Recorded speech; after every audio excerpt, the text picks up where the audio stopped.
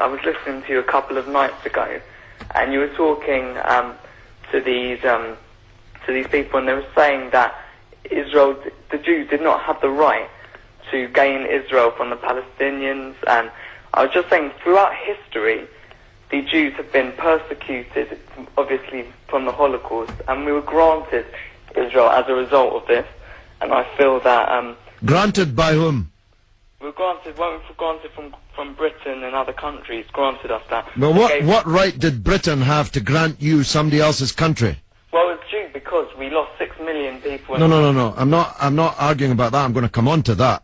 But what right did Britain have to grant you somebody else's country? We had the right because we lost 6 million people and we did not have a home. Well, yeah, I'm going to ask you for a third time. What right did Britain have to grant you somebody else's country? Well, they didn't. Well, they were giving us the right because it was they were basically gave us because of the. But they gave you somebody else's country. That's the point I'm making, Alex. Can you deal with it? Yeah, but the Jews have also had to. They've dealt with this throughout history. Well, Alex, I don't know if you came on with a script and you can't deviate from it. Can you please answer that point? And we'll come to the Holocaust and who was responsible for it and who should have paid and what they should have paid for it.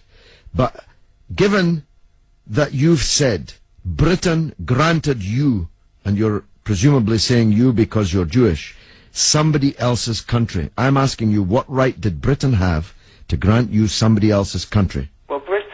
Britain, you could say they didn't have a right, but they came in and dealt with us and with the Jews having lost all these lives, and they basically granted us this land. Okay. Well, I see I'm getting nowhere on this, Alex, so let me deal with your overarching point. Maybe you're just not equipped to deal with the principal point that I have made. The Jews have suffered racist anti-Semitism down the ages in many, many European countries, including our own. They were subject to regular discrimination at best, and pogrom and murder at most. That's undoubtedly true.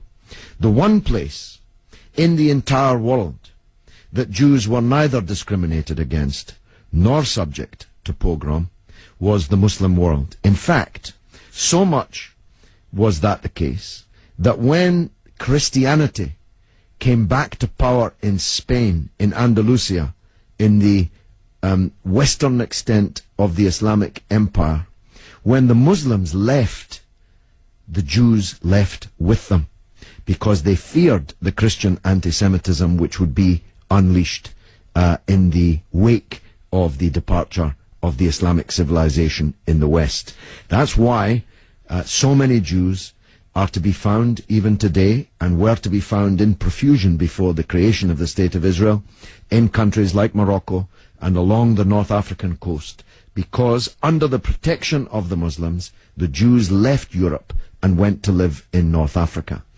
The Palestine that was wiped off the map when Britain granted you somebody else's country had Jews living side by side with Christians and Muslims for century upon century without the slightest trace of discrimination or violence or pogrom. So, what's happened is that Christian anti-Semitism in Europe, which massacred 6 million Jews in the greatest crime in human history, was paid for not by the Christian countries of Europe that either practiced or turned a blind eye to that anti-Semitism, but was paid by the very people who were completely innocent of that Holocaust, who had never persecuted the Jews, who had never pogromed the Jews.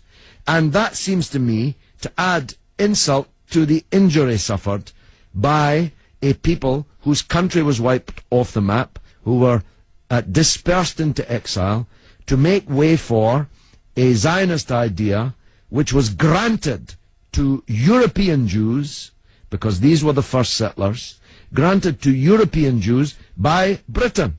And as you have singularly failed, 4 times I asked you, to acknowledge that Britain had no right to give away somebody else's country, one country given to a second people the land that actually belonged to a third people, it seems to me an all-round injustice, don't you think, Alex? Yeah, I agree that they didn't so much have the right, but they were stepping in after the Holocaust to grant it to the Jews. But it was long before the Holocaust that Britain stepped in.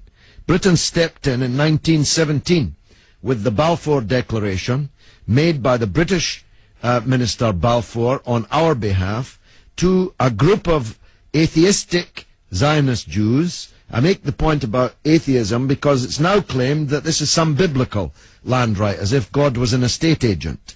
The men to whom Israel was promised were atheistic Jews. They were not only not speaking for all Jews, they represented at that time in 1917 a tiny proportion of the world's Jews. Most of the world's Jews supported communist or socialist parties and ideas at that time.